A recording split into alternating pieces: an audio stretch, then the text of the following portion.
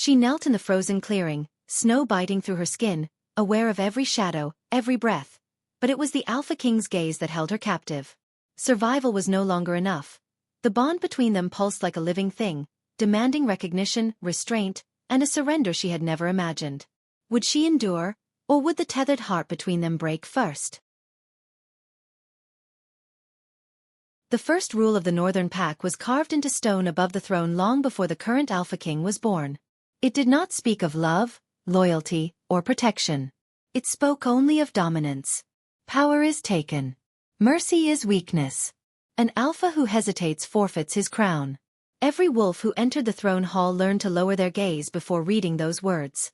The king did not require reverence to be spoken aloud. Silence was enough. Fear did the rest. He sat upon the black stone seat with his elbows resting wide, his hands loose, his posture careless in the way only absolute authority could afford. The Alpha King of the Northern Pack did not need armor. His presence alone bent the air. His scent pressed down on the hall like winter fog, cold, sharp, unmistakably lethal. They called him ruthless. They whispered monster when they thought no one listened. But no one ever mistook him for kind. Below the dais, a young wolf knelt with his hands bound behind his back. Blood darkened the stone beneath his knees, dripping steadily from a split lip and a broken nose. The crime was simple. He had challenged an order. He had questioned a redistribution of territory that favored the crown over the lower dens. Questioning was not rebellion. But it was close enough. The elders stood to one side, their expressions carved from the same stone as the throne. They did not plead. They did not interfere. The law had already decided the outcome. The blood oath did not permit debate. "Speak," the Alpha King said. His voice was low, unhurried, and stripped of emotion. It echoed through the hall with a quiet threat of finality. The kneeling wolf swallowed. "I only asked for more time, my king. My den is starving." A murmur rippled through the gathered pack members, quickly silenced by the Alpha's raised hand. He tilted his head slightly, studying the wolf below him as one might study a cracked blade, assessing whether it was worth repairing or discarding. "Your den starves," the Alpha King repeated. "And you believe that gave you the right to question me?" The wolf lowered his head. "I believed." The Alpha rose. The movement alone sucked the breath from the room. He descended the steps slowly, each footfall deliberate, his shadow stretching long and dark across the stone floor. When he stopped in front of the kneeling wolf, he crouched, bringing himself eye level. "You believed," he said quietly, "that need excuse defiance." His hand closed around the wolf's jaw, forcing his face up. There was no rage in the Alpha's eyes. No pleasure either. Only control. "I was raised on hunger," he continued. "I learned early that survival belongs to those who obey." He released the wolf and stood. "The blood oath is clear. Questioning the Alpha weakens the pack." He turned back toward the throne. "Take him." The guards moved without hesitation. The wolf cried out once as he was dragged across the stone, his nails scraping uselessly. No one followed. No one protested. Mercy had never saved anyone in the Northern Pack. As the doors closed, the Alpha King returned to his seat and resumed his careless posture, as though nothing of consequence had occurred. But beneath the surface, something coiled tighter in his chest. He had not always been like this. That truth was buried beneath years of conditioning, beneath lessons delivered with blood and loss. As a child, he had been taught that softness invited ruin. That affection made leaders predictable. The blood oath was not merely law. It was inheritance. By the time he inherited the crown, cruelty came easier than reflection. The elders said his rule was necessary, that the surrounding packs feared him, and fear ensured peace. The northern borders remained untouched, their enemies wary of provoking a king who ruled without hesitation. Still, in the quiet hours before dawn, when the throne hall lay empty and the torches burned low, the Alpha King sometimes wondered how much of his rule was strength, and how much was rot. He rose from the throne and crossed the hall alone, his boots echoing against stone worn smooth by centuries of dominance. He stopped beneath the carved oath and looked up at the words that had shaped him. "Power is taken." He exhaled slowly through his nose. Outside, the wind howled through the mountains, carrying the distant sense of pine, frost, and hunger. The pack depended on him. They feared him. They survived because he did not bend. That was what he told himself. Yet somewhere beyond the borders of his territory, beyond the laws etched into stone, a fracture waited.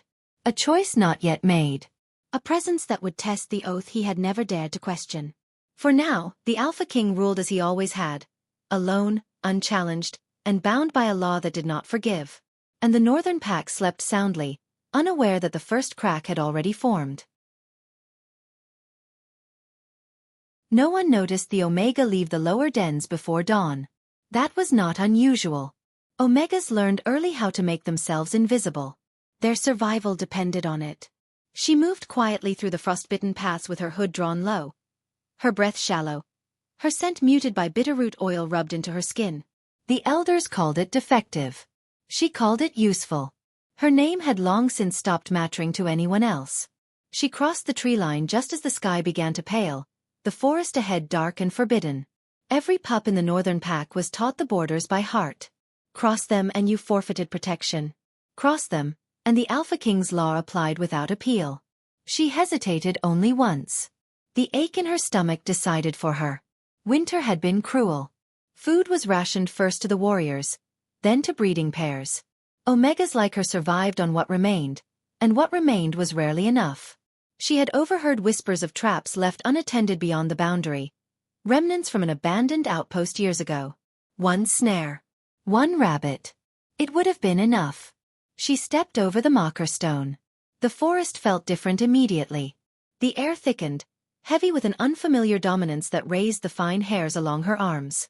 She kept moving, forcing herself not to panic.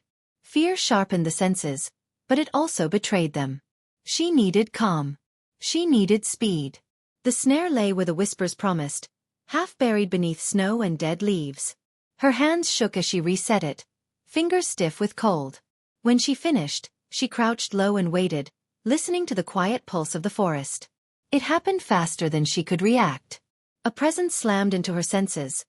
Vast, overwhelming, unmistakably alpha. She barely had time to stand before the weight of it drove her to her knees. The forest seemed to bow with her, branches creaking as if in recognition. She did not scream. Boots crunched through snow. The sound was unhurried, confident, predatory. "Look at me," a voice commanded. She obeyed. The Alpha King stood several paces away, cloaked in dark fur, his gaze sharp and unyielding. Up close, his dominance was suffocating. It pressed against her lungs, her spine, her will. She lowered her eyes, instinct screaming submission. "You crossed the boundary," he said. It was not a question. "Yes, my king," she whispered. "Why?" Her throat tightened. Lies came easily when survival demanded them, but something in his stare stripped pretense bare. "I was hungry." Silence stretched. The forest held its breath. He circled her slowly, assessing. His gaze caught on the faintness of her scent, the way it failed to bloom under pressure. Interest flickered. Cold. Analytical. "An Omega," he murmured. "And alone." "I did not mean disrespect," she said quickly. "I will return. I swear it." He stopped in front of her. "The law does not care for intent." She nodded. She knew the law. Execution for trespass beyond the boundary was rare, but punishment was not. Omegas disappeared quietly. The pack learned not to ask. "Stand," he ordered. She did. Her legs trembled but held. He studied her face, the hollowed cheeks, the defiance she had not learned to hide fast enough. Something unreadable crossed his expression. "By law," he said, "you are forfeit." Her heart stuttered. He straightened. "You will be claimed." The word struck harder than any blow. Claimed meant ownership. Bonded without choice. It meant her life would no longer be hers in any sense that mattered. She swallowed. "By whom, my king?" His eyes locked on hers. "By me." The escort back to the stronghold was swift and merciless. Guards flanked her, their expressions carefully blank. None spoke. The Alpha King walked ahead, his presence an unyielding force drawing her forward whether she wished it or not. Inside the gates, whispers followed her like smoke. Omegas rarely drew the king's attention. When they did, it never ended well. She was taken to a chamber beneath the throne hall, stripped of her coat and weapons she did not possess, washed until the bitterroot scent was gone. When she emerged, dressed in simple linen, her true scent rose timidly into the air. Soft, bruised, unmistakably Omega. The Alpha King waited. The ritual was brief. No tenderness. No ceremony beyond what the law required. His hand closed around her wrist, pulse steady, unyielding. "Do you accept this claim?" an elder intoned, voice echoing. Her mouth was dry. Acceptance was irrelevant. Refusal meant death. "I accept," she said. The bond snapped into place like iron. When it was done, she stood beside the Alpha King, bound by law and scent, while the court watched in stunned silence. He did not look at her. That night, alone in a room too large and too quiet, she sat on the edge of the bed and pressed a hand to her chest, feeling the foreign pull of him like a weight beneath her ribs. She had crossed a boundary for survival. She had entered a cage instead. Sleep did not come easily. The bond hummed beneath her skin, a constant awareness of him. His distance, his movement somewhere above, the weight of his authority settling into her bones. Every instinct told her to curl inward, to disappear, but the bond refused to allow true absence. It tethered her awareness outward, toward the Alpha King who had claimed her without desire and without mercy. She rose and crossed the chamber, tracing the unfamiliar space with cautious steps. This was not a den. It was a holding room, furnished with necessities and nothing more. A concession to law, not comfort. Even here, beneath layers of stone, she could feel the pack moving around her, the hierarchy pressing close. She wondered if anyone would look for her. The answer was obvious. Above her, in the throne hall, the elders argued in low voices long after the court had dispersed. The claim had unsettled them. Omegas were not claimed by kings.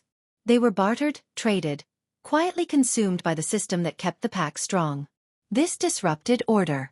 This invited scrutiny. The Alpha King listened without reacting, his attention divided between the voices around him and the strange new thread of awareness coiled in his chest.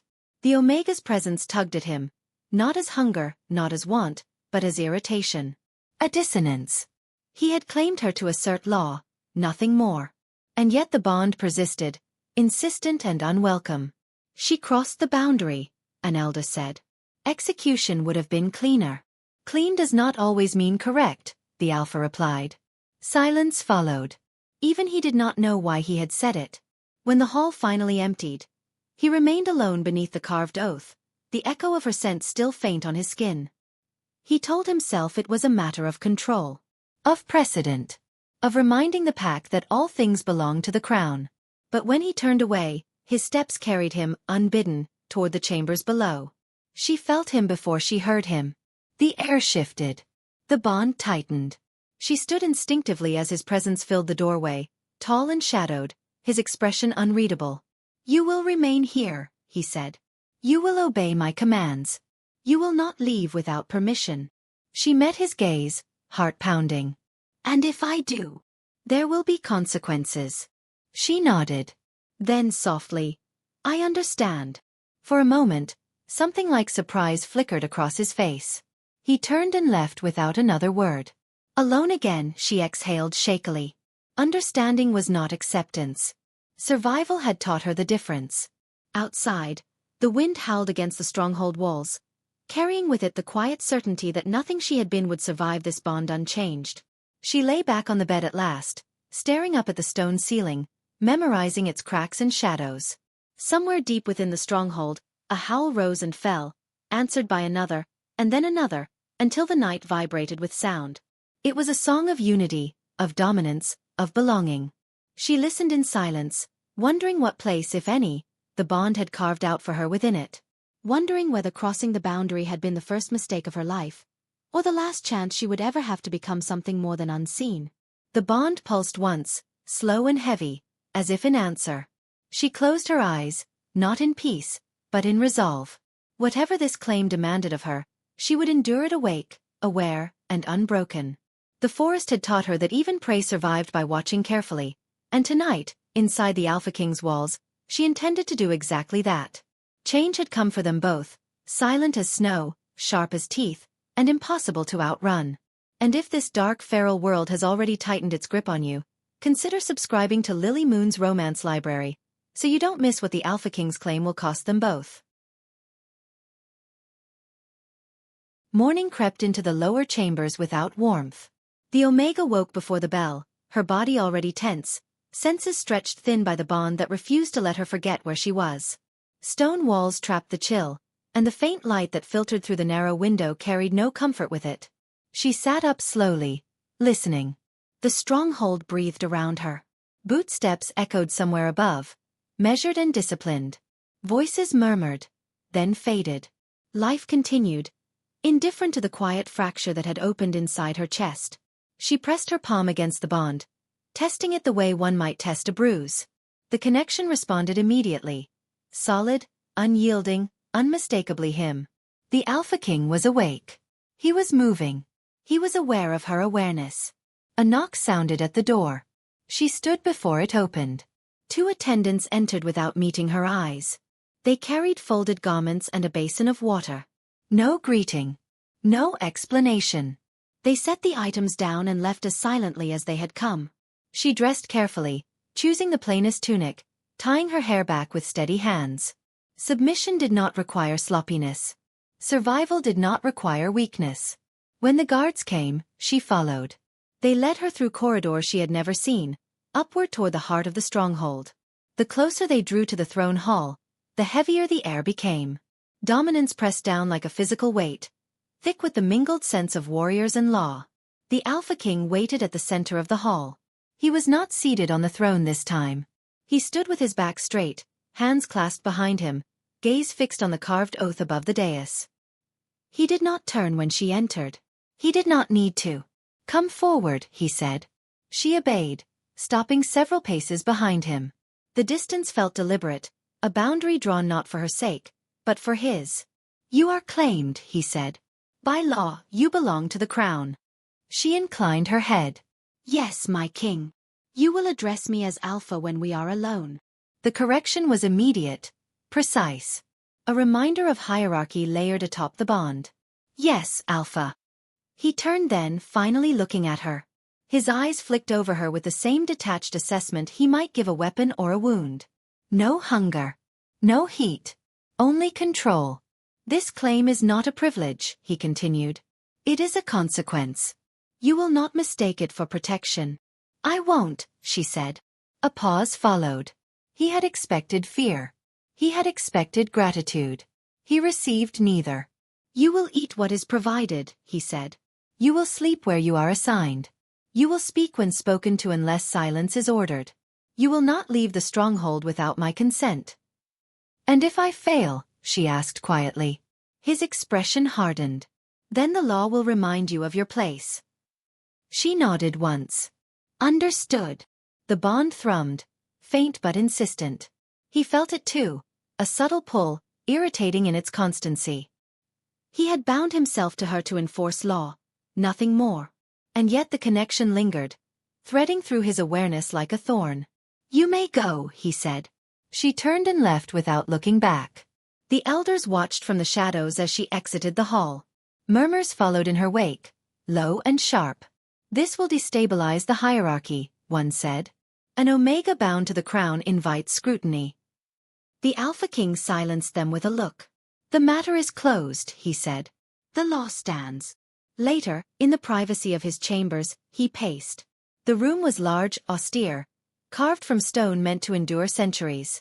It had never felt small before. Now the walls pressed closer, thick with her lingering scent. It was faint, subdued, but present. He resisted the urge to bare his teeth at it. She was a complication he had not anticipated. Down below, she was assigned work. Not labor meant to punish, but tasks meant to observe. She catalogued stores, cleaned and used chambers, assisted healers who eyed her with cautious curiosity. Everywhere she went, whispers followed. Omegas were not meant to walk these halls unescorted. Omegas were not meant to be bound to kings. She did not lower her head as she passed. That, more than anything, drew attention. By midday, hunger gnawed at her again. She ate slowly when food was offered, mindful of the eyes on her, aware of how scarcity sharpened resentment. She did not ask for more. She did not apologize for existing. In the afternoon, she was summoned. This time, the Alpha King met her in a smaller chamber adjoining the throne hall. Maps covered the walls, territories marked with precise lines and symbols. He gestured for her to stand opposite him across a stone table. "You crossed the boundary for food," he said. "Yes. Why not petition your den leader?" "They did," she replied. "It changed nothing." He studied her. "You knew the risk." "I knew the cost of staying," she said evenly. The honesty struck harder than defiance. "You are not afraid of me," he observed. "I am aware of you," she said. "There is a difference." Silence stretched between them. "You should fear me," he said. "Fear does not keep me alive," she answered. "Attention does." Something in his gaze shifted. Not anger. Not approval. Recognition, sharp and unwelcome. "You will learn restraint," he said at last. "This place is not forgiving." "I already have," she said. "It's why I'm still breathing." He dismissed her with a sharp gesture. When she left, the room felt colder. That night, the bond tugged harder. She lay awake, senses filled with impressions that were not her own. Movement, vigilance, an undercurrent of tension that never eased. He did not sleep easily.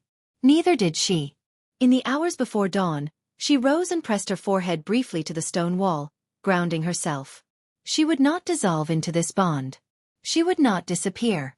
Above her, the Alpha King stood on the battlements, staring out at the frost-covered forest. The boundary lay somewhere beyond the trees, invisible but absolute. He thought of the Omega crossing it without permission, without power, driven by hunger rather than rebellion. The law had demanded punishment. He had chosen possession. The distinction unsettled him more than he cared to admit. As the first light crept over the mountains, a horn sounded in the distance, low and urgent. He stiffened, senses sharpening, attention snapping outward. Change was coming. And somewhere deep within the stronghold, an Omega claimed by law and not desire opened her eyes, already awake, already waiting. The chamber they moved her to was not beneath the throne hall. That alone marked the change. She was escorted upward this time, past the lower corridors and into the inner ring of the stronghold where stone walls were carved smooth and banners hung heavy with the history of the Northern Pack. The guards did not rush her. They did not threaten.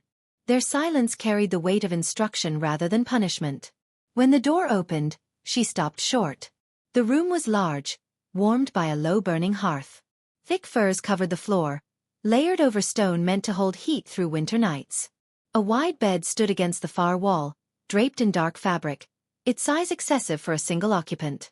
A narrow balcony door overlooked the inner courtyard, barred but allowing light. A cage, polished until it gleamed. "This will be your chamber," the guard said. "You will not leave without escort." She stepped inside, nodding once.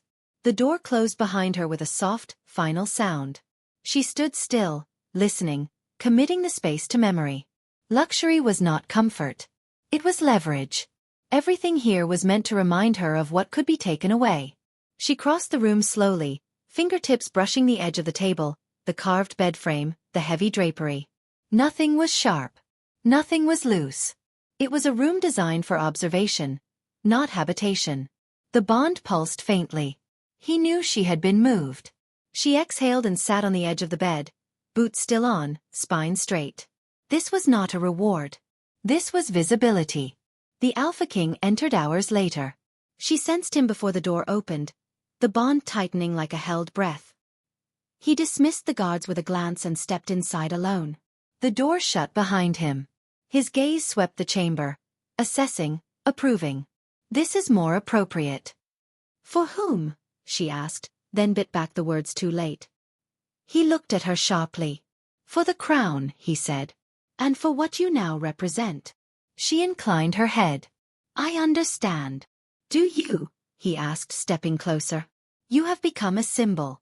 Omegas do not reside here." "I did not choose the claim," she said quietly. "No," he agreed. "I did." He stopped a few paces away, close enough that his presence filled the room, his scent cutting through the lingering warmth of hearth and fur. She resisted the urge to lower her gaze. "You will remain visible," he continued. "Not as encouragement. As warning." "To whom?" To anyone who believes the law bends, he said. Or that crossing boundaries carries no consequence. She absorbed that in silence. And if they see comfort instead of consequence, she asked, what then? His eyes narrowed slightly. Then they will be corrected. The bond stirred, uneasy. He turned away, inspecting the balcony bars. You will eat here. You will sleep here. You will not roam the inner ring without escort. She nodded. Yes, Alpha. He paused. If you require anything essential, you will ask. Essential, she repeated. By whose definition? His jaw tightened. Mine. He left without another word. That night, she did not sleep. The bed was too soft, the silence too complete. Below her, the stronghold murmured with distant life. But here, everything felt suspended. She lay on her side, staring at the shadows cast by the hearth, cataloguing her thoughts. She had been invisible before. Now every breath mattered. Morning brought activity. Attendants came and went, bringing food, water, fresh garments. None spoke unless spoken to. Their eyes slid past her, trained by years of hierarchy. She thanked them anyway.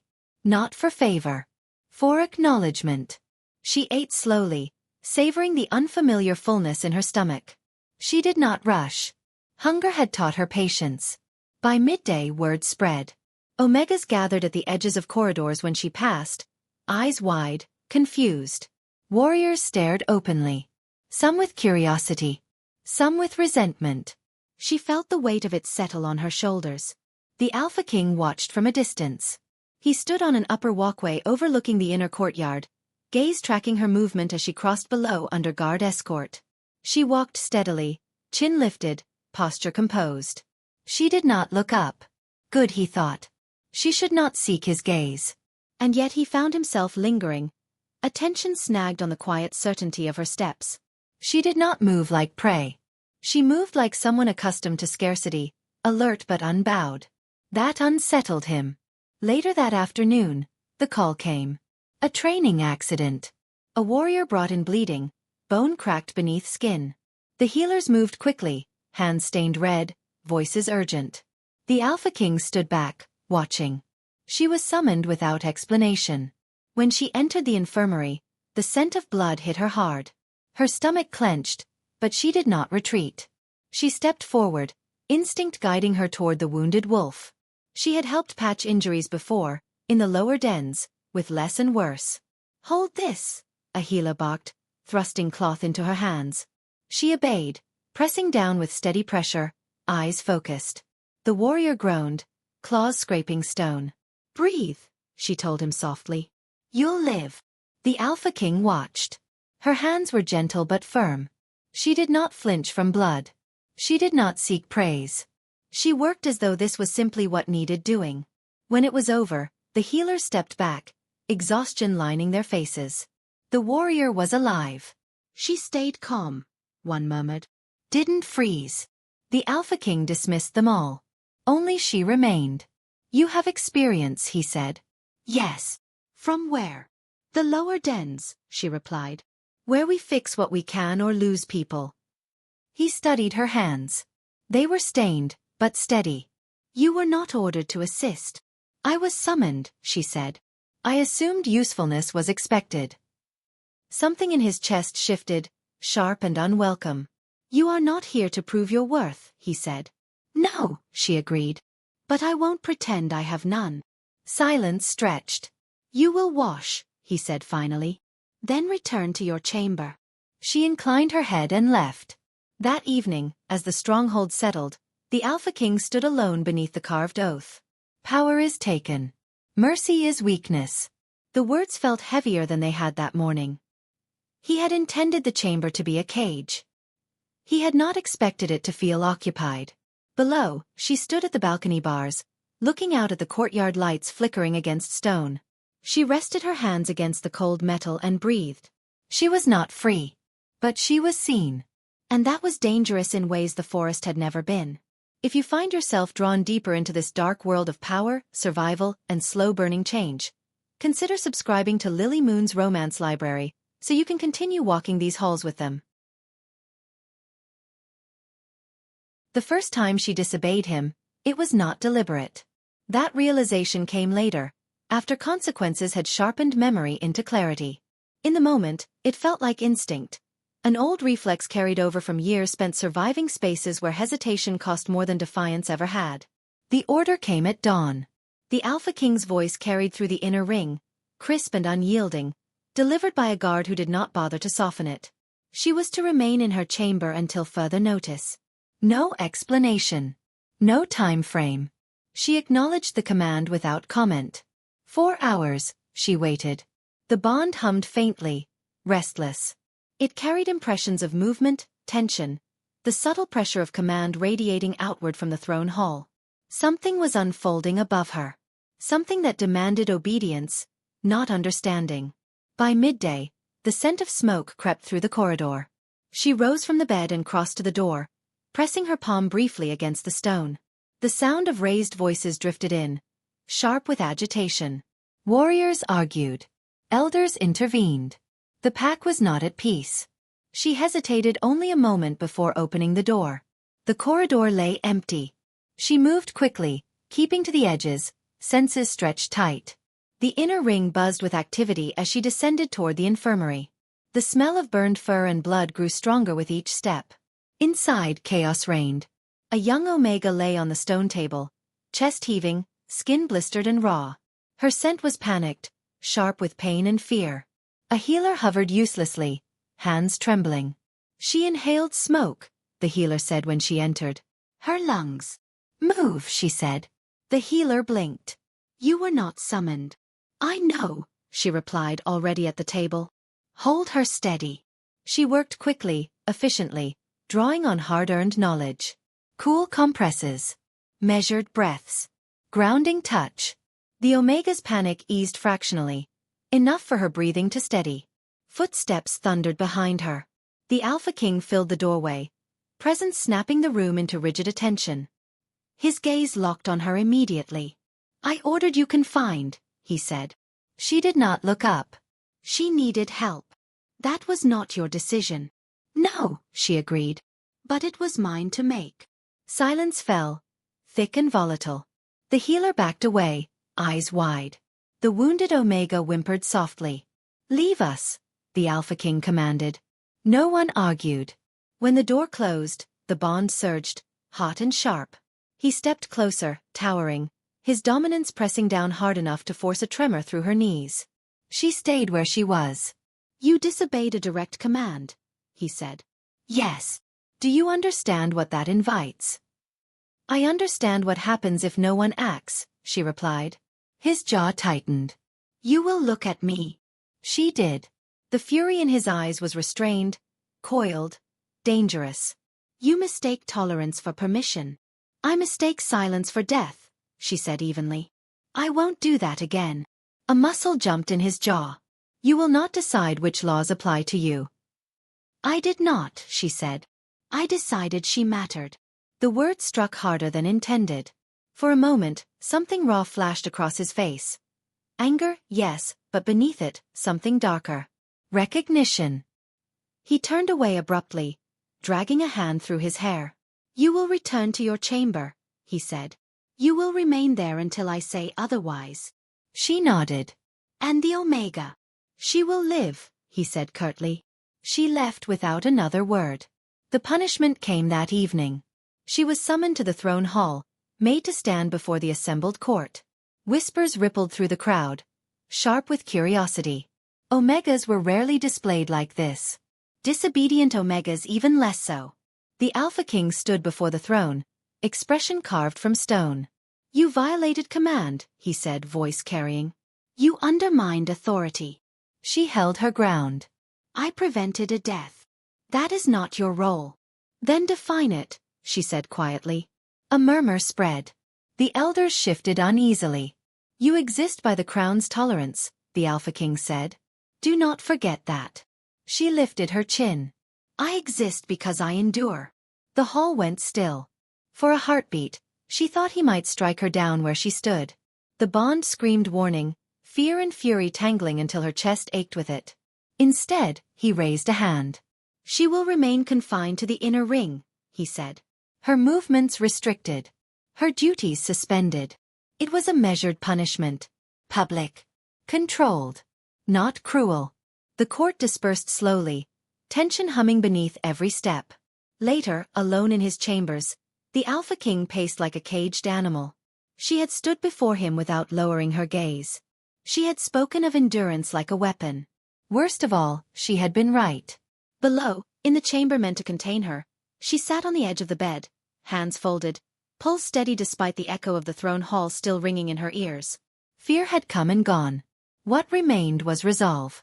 She had not survived this long by waiting for permission. Night fell heavy over the stronghold. The Alpha King did not summon her again. Instead, he stood at the balcony overlooking the inner courtyard, staring down at the torchlit stone. The law had been obeyed. Authority reaffirmed. And yet the image of her kneeling beside the injured Omega would not leave him. Not pleading. Acting. He had been raised to believe fear maintained order. She had proven that defiance could save lives. The realization gnawed at him, unwelcome and persistent.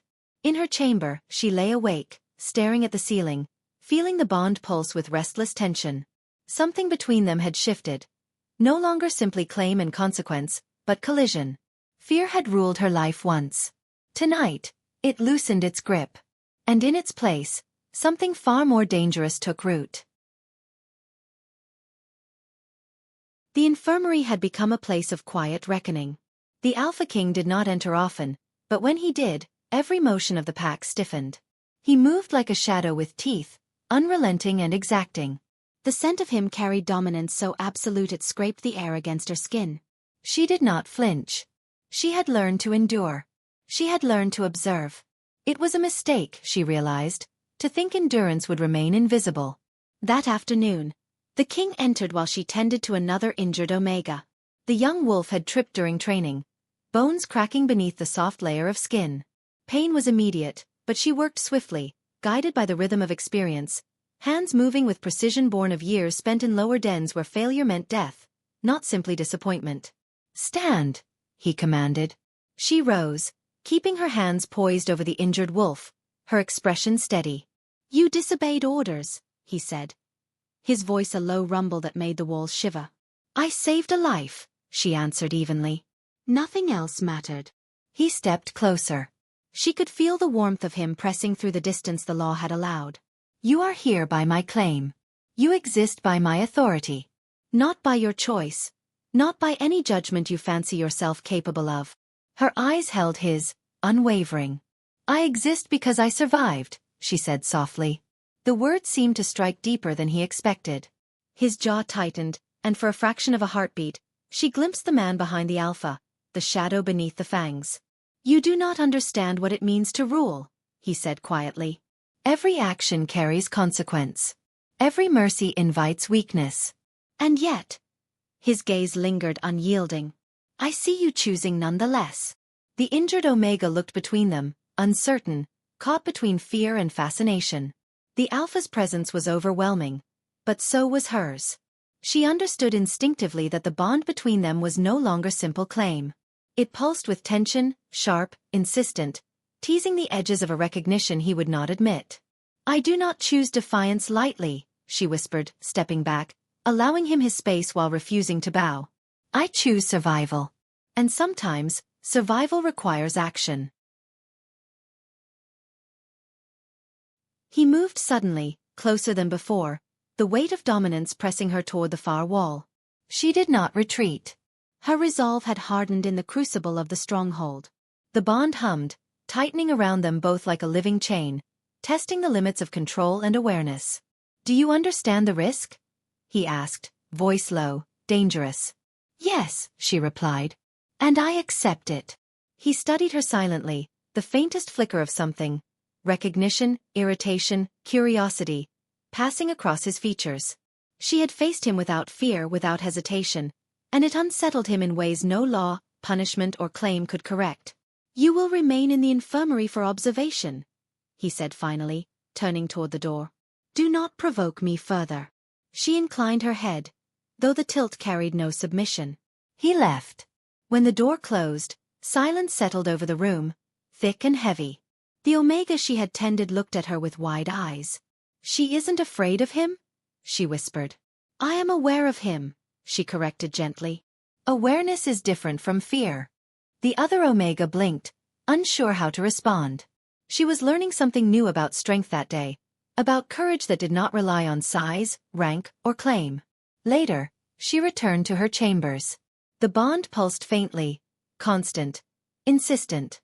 He had been watching her all day, observing her actions without interference.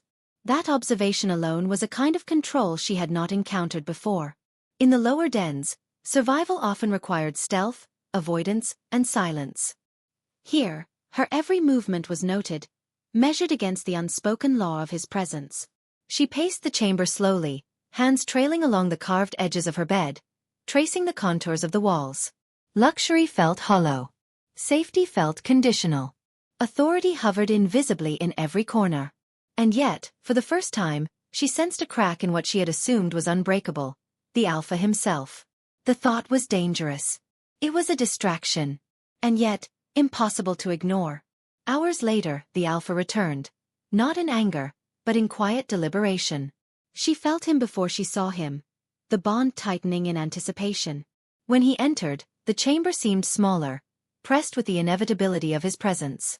"You act with purpose," he observed, his gaze scanning her movements, the way she arranged her chamber, the methodical attention to detail. "You are not here to learn obedience alone." "I am here to survive," she said simply. He frowned. "Survival within my walls does not grant you freedom. You will remember that." "I understand," she replied. Yet, her understanding carried a subtle defiance, imperceptible to anyone who lacked the skill to read the bond, to sense the quiet strength beneath her words. The Alpha's eyes narrowed, studying her. He did not leave immediately. Instead, he lingered in the doorway, silent, his shadow stretching across the floor. She could feel the pull of the bond, not commanding, not demanding, but tethering, a subtle insistence that made her pulse quicken. "You are not an ordinary Omega," he said finally. His voice was low, measured, carrying both recognition and warning. "Most would break under my law. Most would kneel and plead." "I am not most," she said. The words hung between them, heavy, undeniable. For a moment, silence reigned. He did not challenge her. He did not retreat. He merely observed, a predator weighing the unexpected strength of its prey. The bond hummed again, a subtle vibration that neither could ignore. When he left, the room seemed emptier than before. The hearth flickered against the walls, casting shadows that danced like ghosts across the stone. She leaned against the window, staring out at the frozen courtyard below. Her chest tightened, not with fear, but with awareness of what had shifted. She had stood before him without faltering. She had spoken truth to power. And though he had not acknowledged it openly, the bond between them responded, pulsing with something neither law nor claim could fully contain. Night deepened, heavy with frost and silence. The chamber that had once felt like a prison now seemed more like a stage, a place where each decision, each movement, was observed, measured, tested. The Alpha's presence lingered in the bond even as he was physically absent, a constant reminder that survival alone was no longer sufficient. She sat on the edge of the bed, hands folded, mind racing through every encounter, every word, every glance.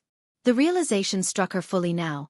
She had provoked something in him, something beyond authority, beyond fear. And that was dangerous. Dangerous, but exhilarating. She had learned early that strength was survival.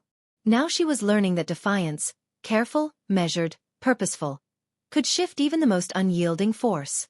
The Alpha King had ruled through fear for decades. She had entered his walls, unafraid, unbroken, and had survived. And in surviving, she had begun to change him. The bond pulsed once, a slow, insistent beat that mirrored her own heartbeat. It was neither command nor plea. It was acknowledgment. And somewhere deep within it, she sensed a faint, unwelcome stir of something else. Curiosity, perhaps, or irritation, or the first trace of respect. She shivered against the winter chill that seeped through the stone walls, tracing the threads of the bond with careful thought. There was no comfort here, only awareness. No warmth, only recognition. And yet, in that recognition, a spark had been lit. Small, dangerous, impossible to ignore. The night stretched on, cold and unyielding. Outside, the pack slept under the frozen sky. Inside, the chamber hummed faintly with tension, alive with the bond that neither had fully acknowledged. She pressed her forehead against the windowpane, eyes tracing the frost patterns etched by winter winds. Fear had been a constant companion her whole life. Tonight it had not ruled her. Tonight, she had chosen defiance, and in that choice, she had glimpsed power, quiet, steady, unbending. And somewhere above, the Alpha King knew it. The bond between them pulsed again, softer this time, a whisper rather than a command. A reminder of presence, of claim, yes, but also of a shift that neither could yet name. And if this slow, feral tension has already gripped your heart as it grips theirs, consider subscribing to Lily Moon's Romance Library, so you do not miss what comes next in the unfolding storm of dominance, survival, and desire. The corridors of the stronghold were quiet, yet alive. Every footstep, every murmur, every faint echo of movement reminded her of the rules she now lived by. Her chamber, once a place of containment, had become a study in observation. Her senses sharpening to the slightest change, the subtlest disturbance in the air. Even the faintest shift in temperature, scent, or sound could carry meaning. The bond thrummed steadily, a subtle reminder of the Alpha King's presence. She had learned to anticipate it, to read its impulses as one would a pulse in the veins. It was never commanding. It was never pleading. But it was always there, weaving around her awareness like a living tether. Today, however, it was restless. She rose before dawn, moving carefully across the room. The wind rattled the balcony bars, carrying the scent of pine, frost, and distant prey. She breathed it in, steadying herself against the invisible weight pressing against her spine. She would not flinch. She would not falter. Not for him. Not for anyone. The summons came mid-morning. A guard appeared silently at the chamber door, eyes lowered. "The Alpha requests your presence," he said. No tone betrayed whether it was command or warning. She inclined her head once and followed, boots echoing softly against stone floors. The inner ring was unusually quiet. Warriors moved with precise discipline, heads lowered, eyes forward. Even they seemed aware that she walked under the scrutiny of the Alpha King's unseen gaze. When she arrived at the training hall, he was waiting. Not seated on the raised platform. Not commanding from a distance. He was standing among the dummies and weapons, hands clasped behind him, posture rigid. His presence an invisible weight pressing down on every shadowed corner. "Stand there," he said, indicating a point in the center of the hall. She obeyed, noting the subtle tension in his stance. He did not approach, but the air around him was taut, like a bowstring drawn to its limit. "You were reckless yesterday," he said. His voice was calm, but every syllable carried a sharp edge. "Endangering another Omega for your own judgment is not tolerated." "I acted to save her life," she replied, steady, careful.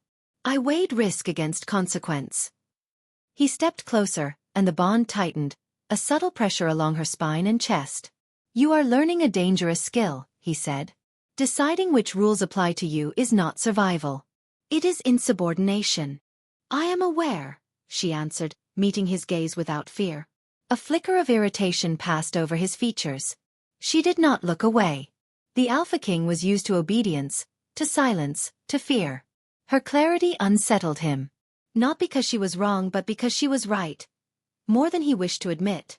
"Your bond to me does not grant wisdom," he said, circling slowly, each footfall precise, measured. "It grants oversight. It grants consequence. It grants control." She observed him as he moved, noting the subtle tension in his shoulders, the slight narrowing of his eyes. "Then I will respect your claim," she said, "while not bowing to your fear." He froze mid-step. For the first time since their bond had been sealed, the Alpha King seemed uncertain how to respond. The bond pulsed, insistent, bridging the distance between them. Neither fully commanded it. Neither fully submitted to it. A noise from the far end of the hall startled them both, a dull clang of metal. Warriors turned instinctively, ready to intervene, but the Alpha waved them back. She knew then that the silence was intentional. That the distraction was meant to test not only her but him. "You are learning quickly," he said at last, his voice low, almost grudging. "Faster than expected." She tilted her head slightly. "Learning what?" Where your limits are, he replied. Where mine are. The words hung between them like smoke, curling and shifting in the air. She felt the bond respond. Tighter now, more insistent. It was no longer merely a tether. It was a dialogue, subtle and dangerous, each pulse a question, each reaction a revelation. He stepped back, crossing his arms, studying her with the precision of a predator examining its prey. Do not mistake observation for indulgence, he warned. I will not permit weakness to masquerade as strength. I do not confuse the two, she said. Strength comes from endurance. Weakness comes from surrender. He paused, jaw tightening. That single act, holding his temper, restraining the instinct to punish, was an acknowledgment she had not expected. The Alpha King did not acknowledge easily, nor lightly. Tomorrow, he said finally, you will accompany me beyond the boundaries. Her breath caught. Beyond the boundaries? Yes, he replied. There is a matter that requires your presence. Observation is not enough. She inclined her head. I understand. Good, he said. Do not forget who you serve. She did not. The bond pulsed insistently, reminding her of the tether that existed not only between their bodies but between their wills. She would obey. She would endure. But she would also survive, and the Alpha King's quiet recognition did not erase the reality that the law remained absolute. That night, she lay in her chamber, listening to the wind scraping against stone and timber. The stronghold hummed softly with the rhythm of survival, its occupants moving beneath her awareness like pieces on a board. The bond pulsed again, slower now, almost contemplative. She traced the sensation carefully, noting the subtle warmth, the faint insistence. It was neither command nor threat. It was presence. Awareness. Something deeper, something neither of them had fully named. Outside, the frost-laden night held the promise of danger. Beyond the stronghold, the forest waited, silent, indifferent. Her survival instincts sharpened, but so did something else. A flicker of curiosity, of recognition, of awareness of the Alpha himself in ways that were no longer strictly law-bound. The next morning, he arrived without warning.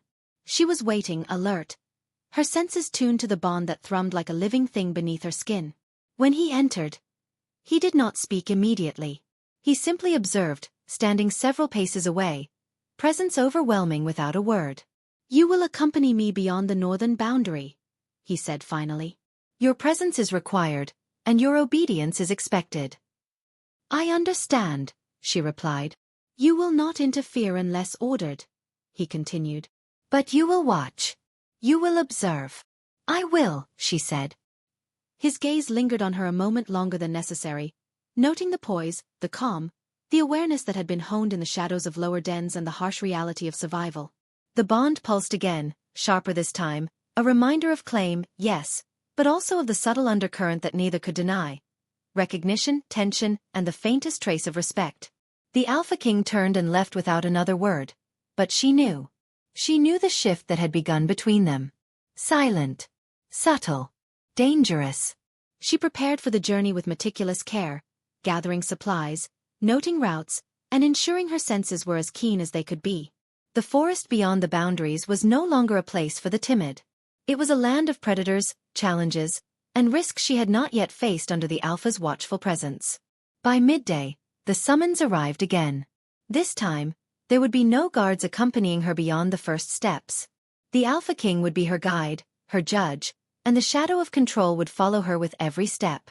As they stepped into the chill of winter sunlight, the forest awaited, indifferent and silent.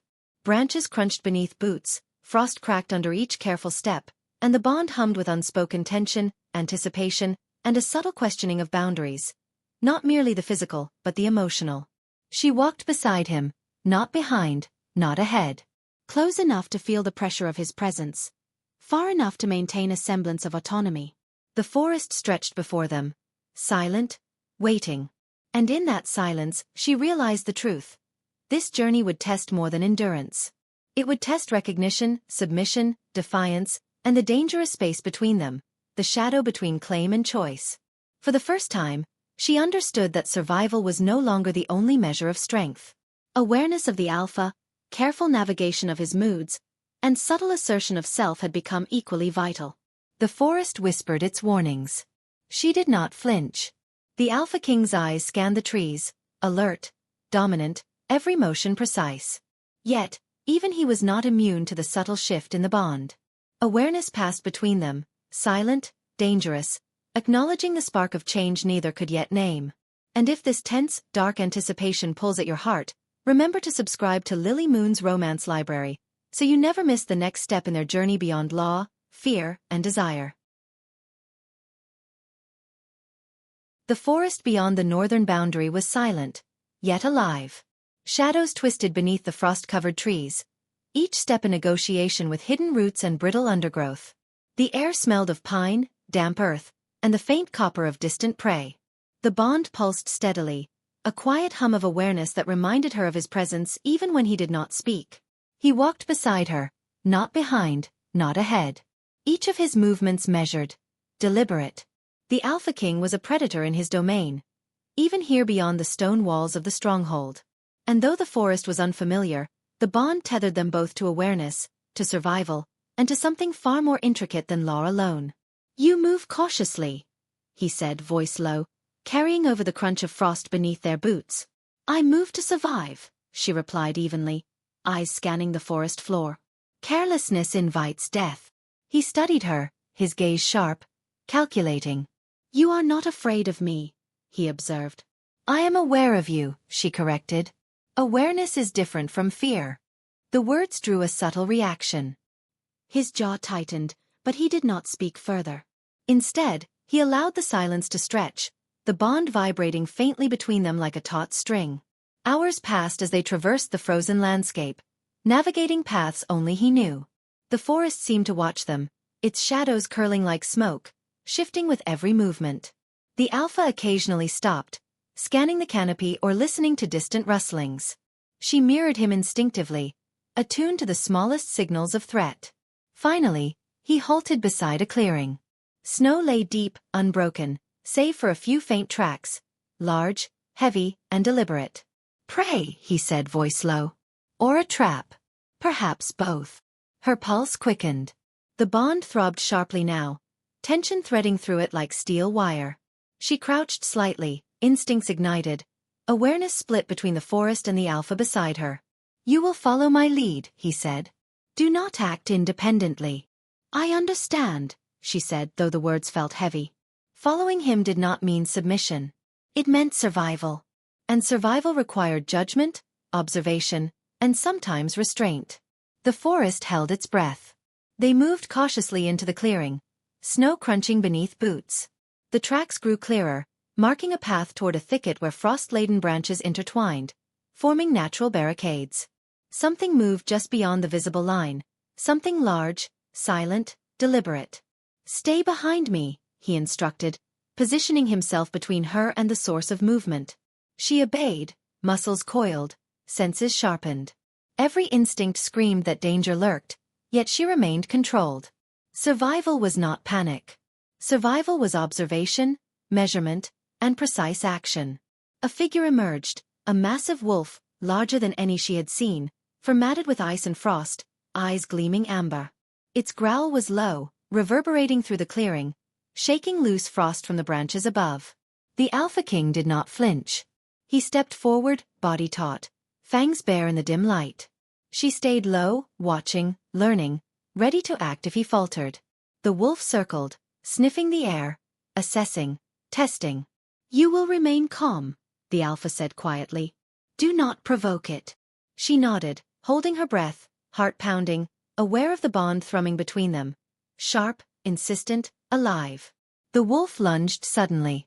The Alpha sidestepped, claws flashing, striking precisely.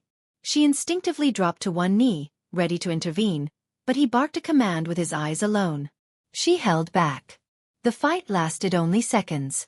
The wolf was strong, but the Alpha stronger, faster, lethal in every motion. And yet, in those moments, the bond pulsed between them, taut and vibrant, reflecting his awareness of her restraint, her control, and her instinctive understanding of danger. When the wolf fell back, snarling but unharmed, he turned his gaze toward her. "You watched," he said.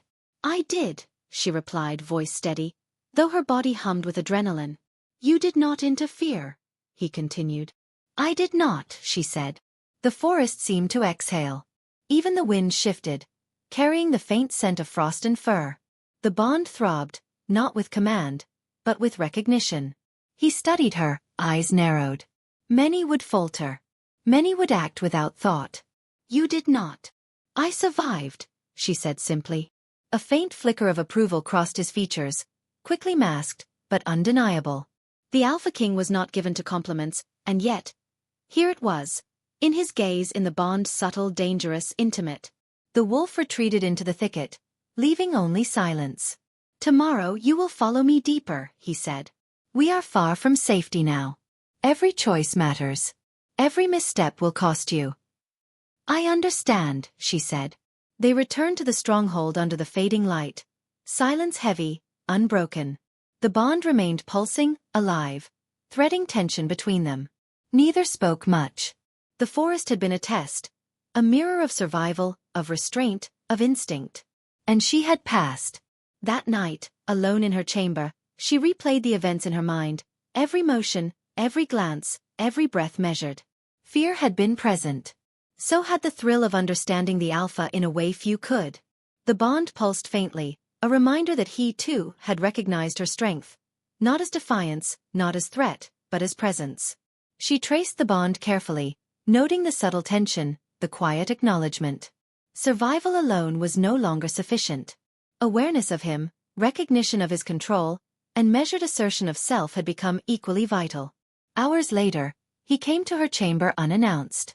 She sensed him immediately, the bond vibrating with a low hum, alive with tension. He did not speak, did not approach. He simply watched, his presence filling the room, demanding awareness. You performed as expected, he said finally. I survived, she replied. Correct, he said. And yet, there is more than survival here. She looked at him. The bond pulsed, stronger now, subtle warmth threading through it, reminding her that claim and law were not the only forces at play. Recognition, tension, awareness, these were equally binding. Tomorrow we go further, he said. Deeper than before. You will need more than skill and caution. You will need instinct. And restraint. Both. I understand, she said. He studied her silently, the bond vibrating between them, pulsing with awareness and tension. For the first time, she glimpsed something fragile behind his dominance. A flicker of respect, acknowledgment, perhaps curiosity. When he left, she remained at the window, staring into the darkened forest. The snow sparkled faintly in the torchlight of the stronghold below. Silent, beautiful, lethal. She understood fully now that their journey beyond the boundaries was not simply a test of obedience or survival. It was a test of connection, recognition, and control. And the shadow between them had grown, taut, dangerous, alive. If the tension, the dominance, and the subtle stirrings of desire in this dark journey have gripped you, remember to subscribe to Lily Moon's Romance Library so you will not miss the next chapter, where power, survival, and the bond between Alpha and Omega deepen in ways that neither of them expected. The forest had changed. The deeper they moved, the older the trees, the thicker the frost, the more the world seemed to hold its breath.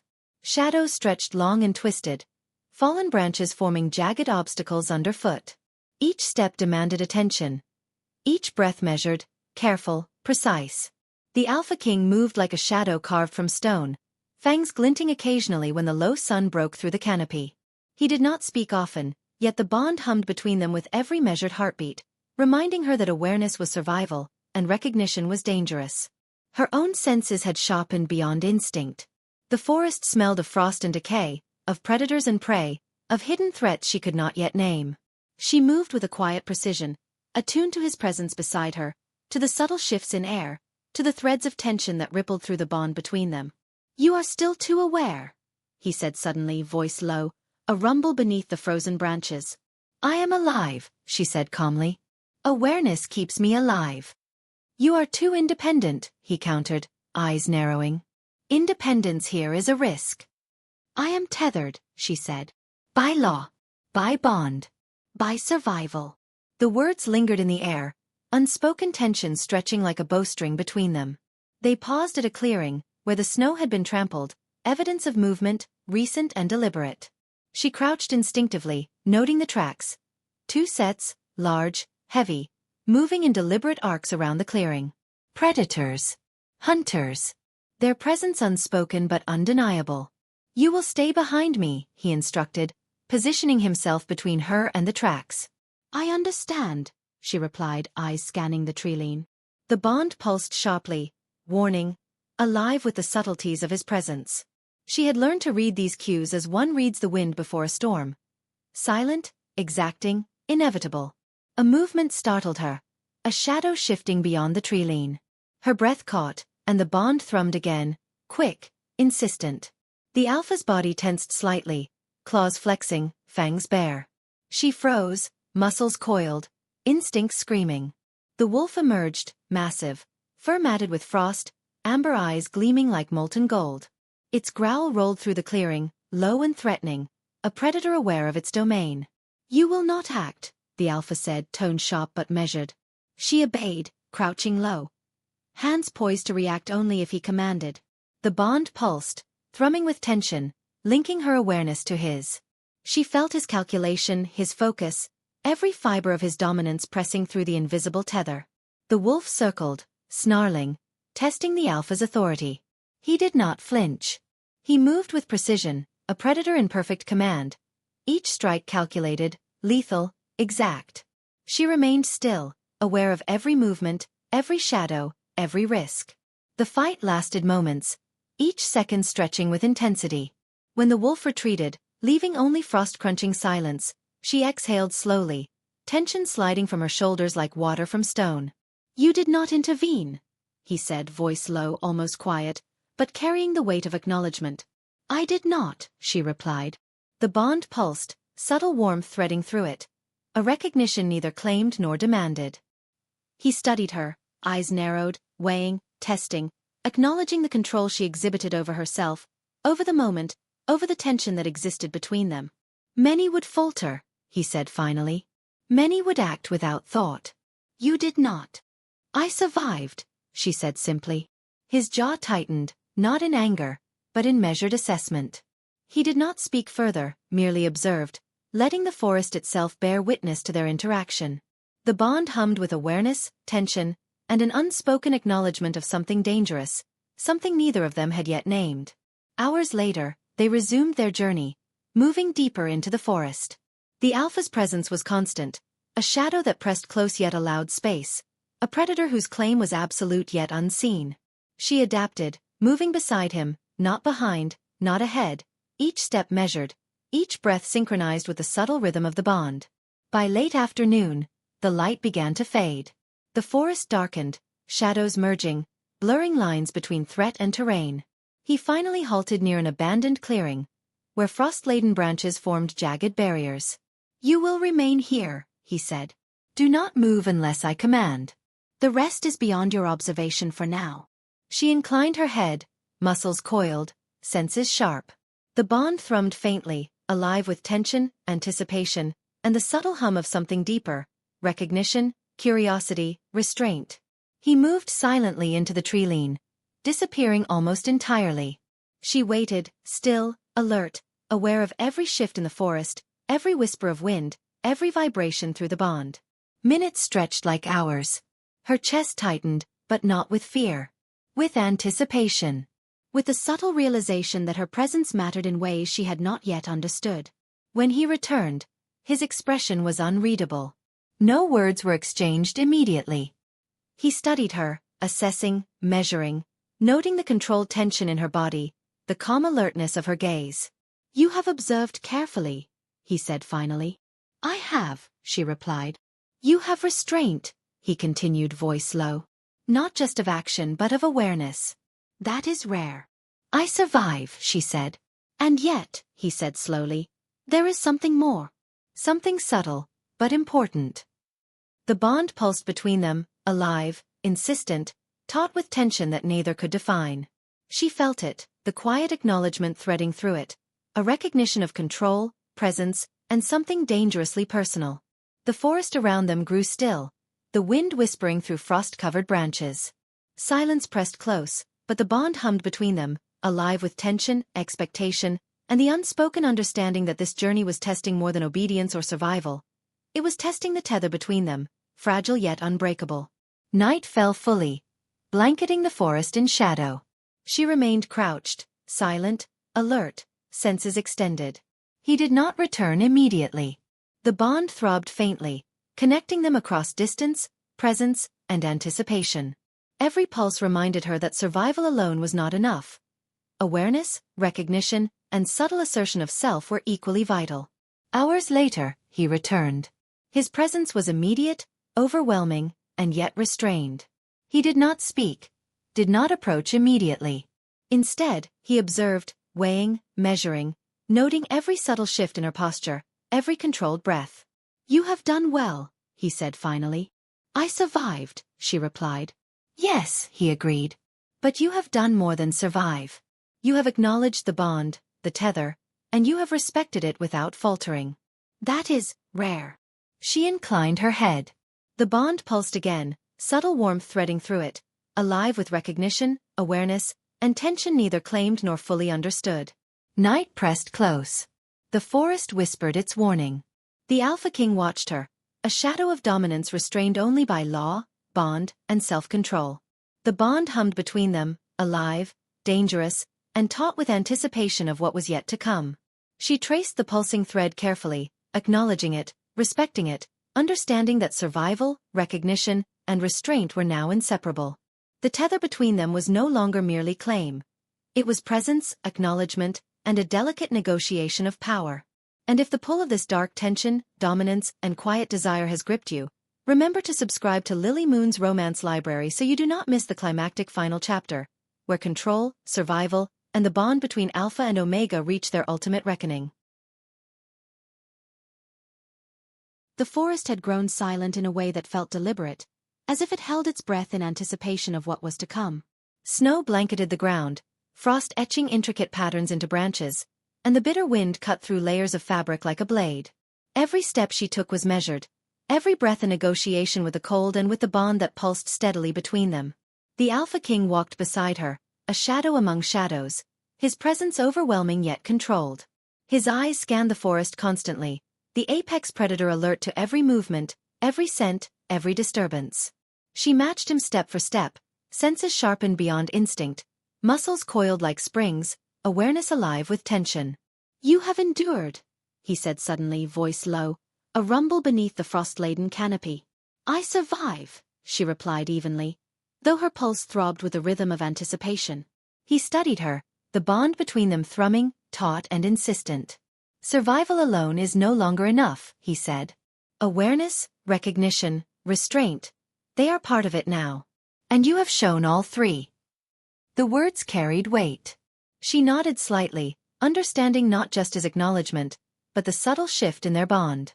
What had begun as law, claim, and dominance had evolved into something far more intricate, dangerous, intimate, and impossible to ignore. Hours passed as they moved deeper into the forest, the light fading to gray and then to twilight.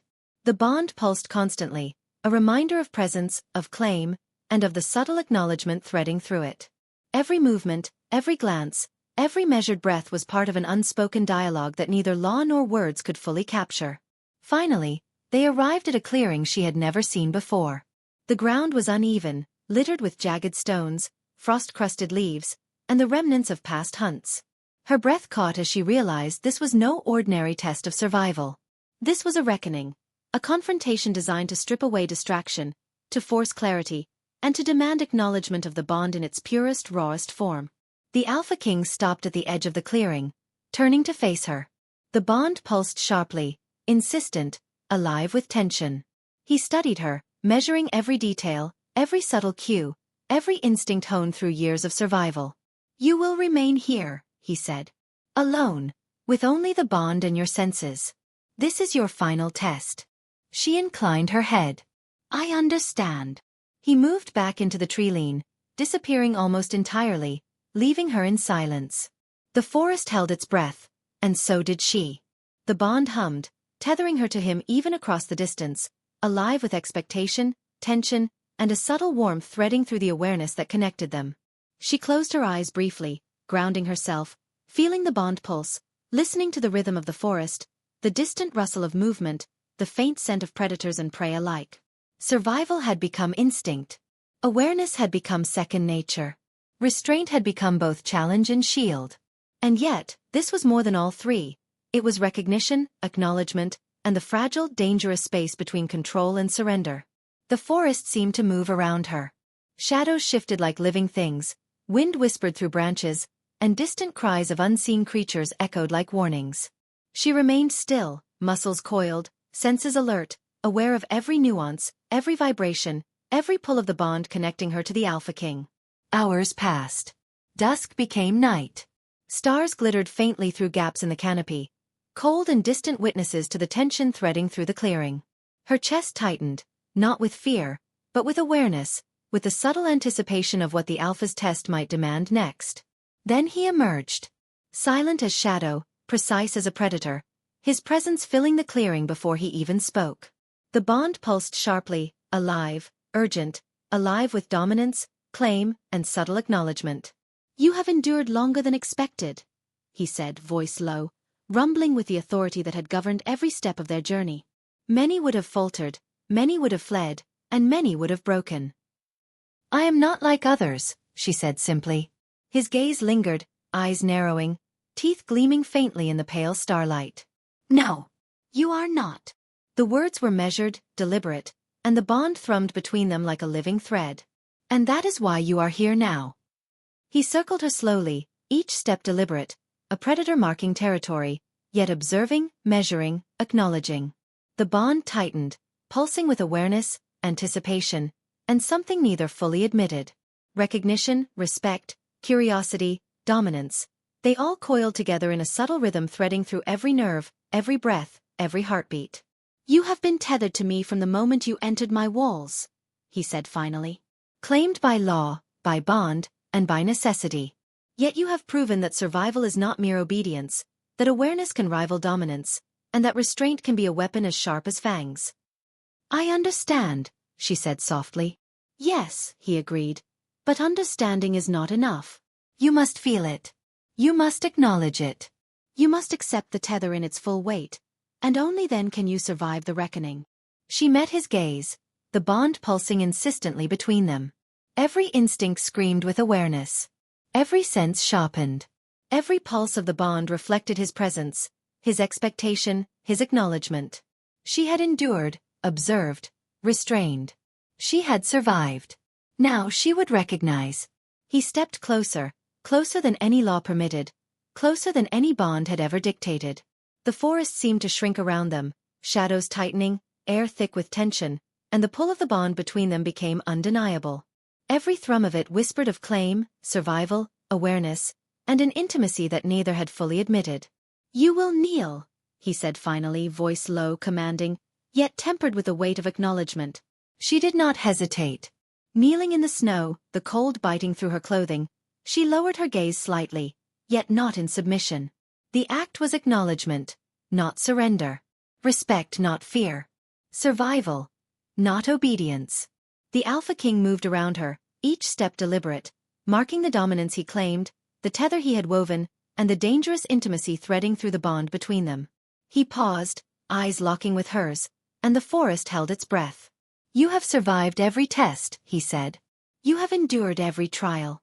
You have restrained yourself, observed carefully, and acknowledged the bond without faltering. Few could have done what you have done." "I survived," she said simply. "Yes," he agreed, voice low, measured. "But it is more than survival now.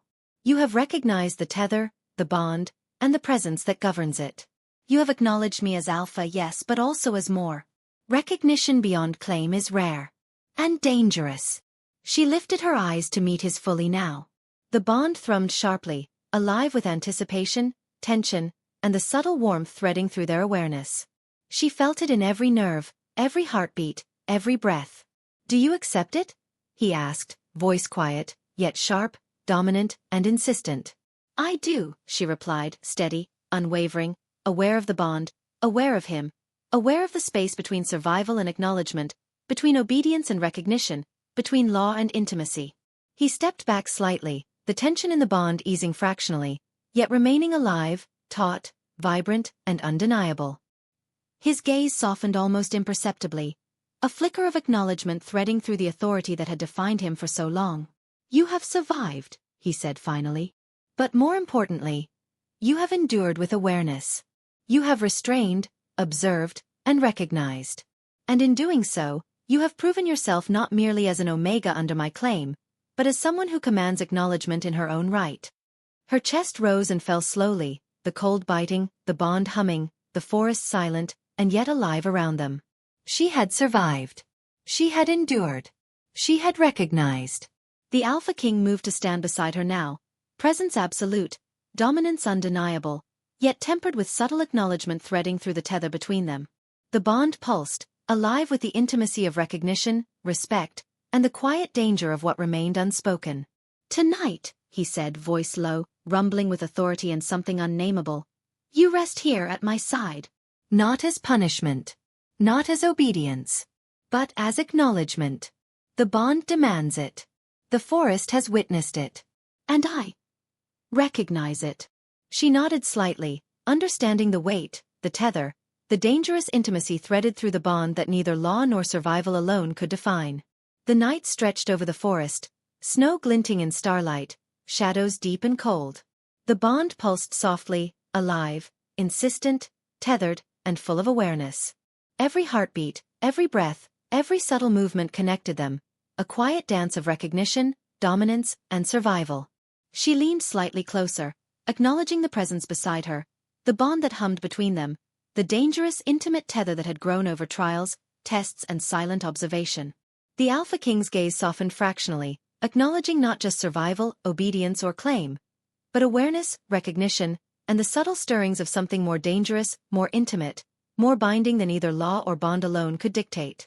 And in that moment, the forest held its breath, the bond pulsed alive, and survival, recognition, and acknowledgment intertwined, completing the journey that had begun in silence, defiance, and shadow. For those who have followed this dark journey of survival, dominance, and the bond that threads between Alpha and Omega, remember to subscribe to Lily Moon's Romance Library so you never miss a story where desire, power, and survival collide in ways you will never forget.